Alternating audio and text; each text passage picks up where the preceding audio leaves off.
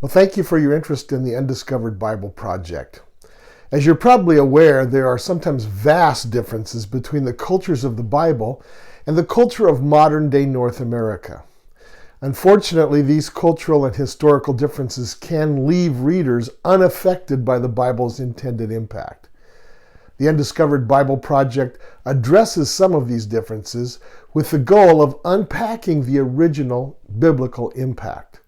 And to do this, my colleagues and I spent 11 days in Israel filming the 13 episodes that focus on the cultural and historical aspects that often prevent a full and deep understanding of the Bible.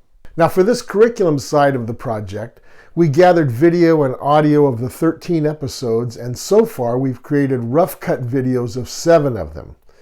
For this presentation, we're including 3 representative video clips and some rough layouts of the associated study notes. The 3 videos we're including in this presentation have also had a second pass on the editing, and the very first video, the one on Gilgal, has had a third pass, and we'd say it's about 75% to form. This Gilgal video especially should give you a sense of what the final quality of the video production and content will be. Now, we've purposely left room for input and direction from potential publishing and marketing partners to provide their expertise in making a better package for public consumption. The package we're submitting features a one-play button that shows the entire presentation. Each session is also uploaded into our Dropbox account individually for easier review, and the study materials are listed separately for your review as well. We've also added feedback from a preliminary focus group that we presented these initial clips and materials to for their insights and reactions. We pray that you'll experience the same excitement that we and our focus group and our partners have experienced in bringing to light the often undiscovered layers of the Bible. We hope that you see, as we do, the potential that the project has in sparking spiritual growth, devotion to Christ, and greater confidence in God's amazing Word. This is Dr. Michael Bogart for the Undiscovered Bible Project team. This is Dr. Michael Bogart with the Undiscovered Bible Project. We're here in Israel to explore Bible mysteries, to uncover some things that many people either don't know much about or have wondered about as they read their Bibles. And also we're here to show people who don't know much about the Bible at all some of the great treasures hidden in this ancient book, treasured by Jews and Christians alike. So if you're ready, let's take you on our Undiscovered Bible quest.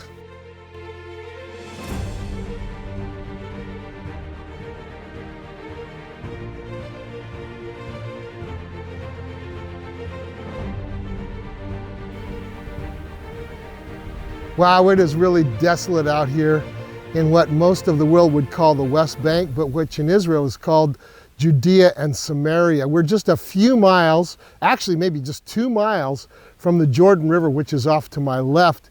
And this place I know doesn't look like very much, but this may be one of those sites that in the Bible, in the Old Testament, like books of Deuteronomy and Joshua and some of the other books of the Old Testament, is called Gilgal. In Hebrew, Gilgal is a stone encircled encampment where Israel stayed for a period of time. And there's probably about 40 mentions of places called Gilgal in the Bible. Some in the hill country, which is off to my right, up there on the heights to my right. But we think that this one may be one of those places where the Israelites encamped as they were besieging Jericho before they conquered it. This site lay undiscovered until about 1996 or so, when Israeli archaeologist Adam Zertal discovered it. And he discovered a number of these Gilgal sites. Each one of them has about 10 acres in it, or about 4 hectares, depending upon which unit of measurement you like to use. The artifacts from this site date from at least 1100 BC, so that means we know that that's the very latest it could have been. It may be very much earlier than that. And here's the amazing part. Zertal discovered something else, that this site, all of these sites, and especially this one, they're all laid out in the shape of a right footprint. Because in Deuteronomy 11:24, the Israelites were told that when they go into the land, God promised He would give them every place that they set their foot. so they built their encampments in the shape of a right footprint.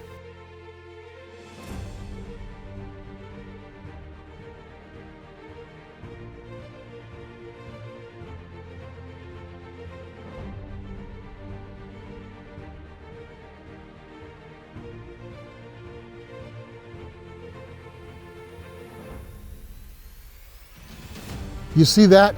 That's an amazing sight. Here's what I believe it shows. It shows that the Deuteronomy generation took God at His word. It tells us that they believed God's promises and they demonstrated their faith in a very graphic, visual way. And personally, I find that very inspirational.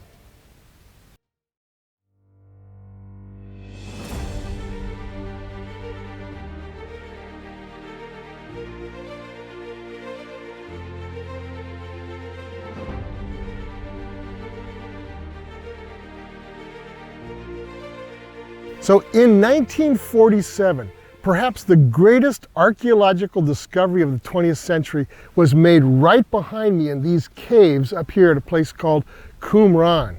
I've got the Dead Sea right in front of me, and so the discovery came to be known as the Dead Sea Scrolls.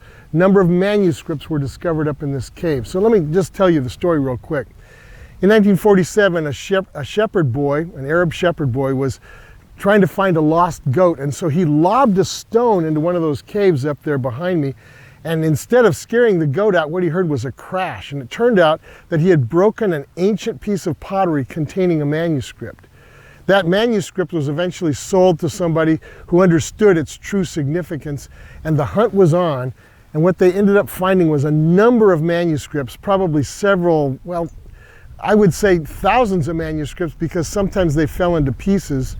And these manuscripts, what they proved was that the biblical manuscripts that we had been using to translate our Old Testament up until 1947 were actually quite accurate.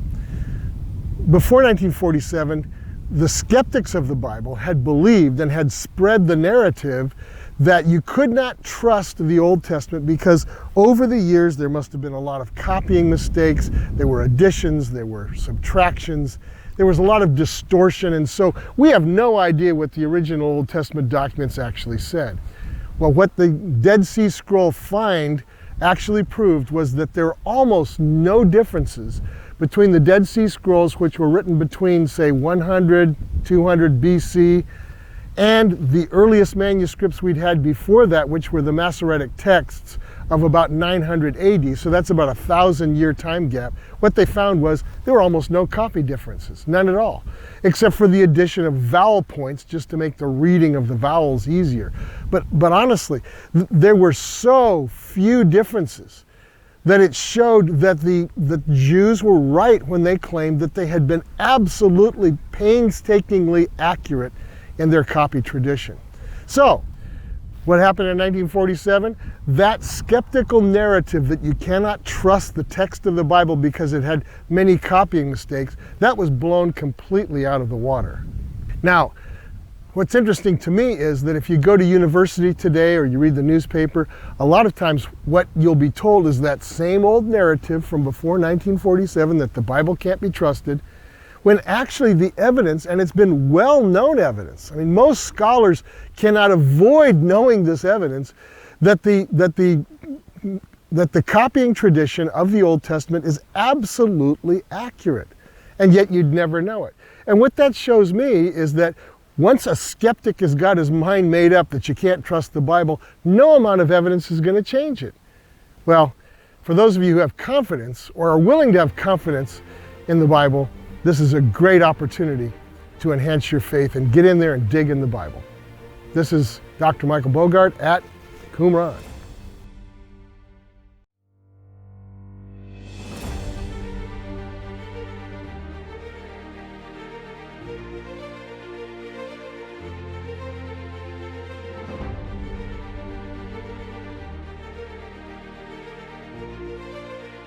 In the time of Jesus, Capernaum was a sizable city on the northwest shore of the Sea of Galilee. Capernaum was a fishing town, it was a commercial center, and more importantly for our purposes, St. Peter, according to the Gospels, lived here. We know that Peter and his brother Andrew were in partnership in a fishing business with James and John. And during Jesus' ministry in Galilee, Jesus made his base of operations here in Capernaum. Now, I'm in the ruins of an ancient synagogue that dates from the 2nd century.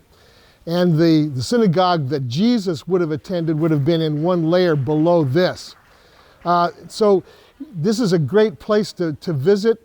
But there's something that I think is even more interesting, and just a short walk from here, an intriguing discovery was made in the 1960s that might be the very house that St. Peter lived in. And if so, then Jesus would have spent a lot of time there. So I want to show you this ancient house that people call the house of St. Peter. So if you'll just come with me, we're going to look at it right now. Okay, so here we are at this very intriguing site.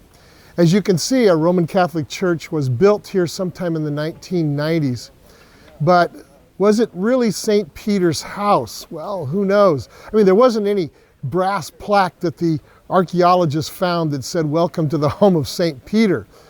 But we know that in Matthew 8:14, that if this was the house of St. Peter, that Jesus would have spent a lot of time here, including that incident where in Matthew chapter 8, he healed Peter's mother-in-law.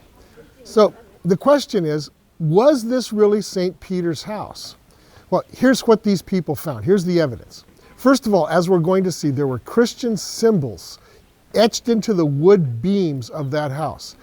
For example, one of the Christian symbols was a fishing boat, which is a very early Christian symbol, meaning that this was a very early Christian site here. We know that the house was probably used for worship, so maybe the very first Christians, maybe even Peter and his family and neighbors were the ones that began the Christian church here in Capernaum. There was later an Eastern Orthodox church built on this very site. The ruins are gone. But that indicates that the early Christians found this to be a very important site, that they would have built a church there. And then we also have some written evidence from the 300s. There was a visitor who visited this Eastern Orthodox church here in Capernaum, and he wrote that the Eastern Orthodox church was built on the site of the home of the Prince of the Apostles, who would have been, you guessed it, the Apostle Peter. Now, we can't prove that this was the house of St. Peter, but if it was, can you imagine Jesus back there in that place, sitting there talking with people? Can you imagine at some point Jesus healing Peter's mother-in-law? Can you imagine Jesus eating and interacting with Peter's family? And then can you imagine Jesus setting out from this place with the disciples to do his ministry and healing tours of this whole region? When you think of it like that, it just makes the Gospels pop in living color. And we're going to be visiting many more of these sites on this Undiscovered Bible tour, so come along with us.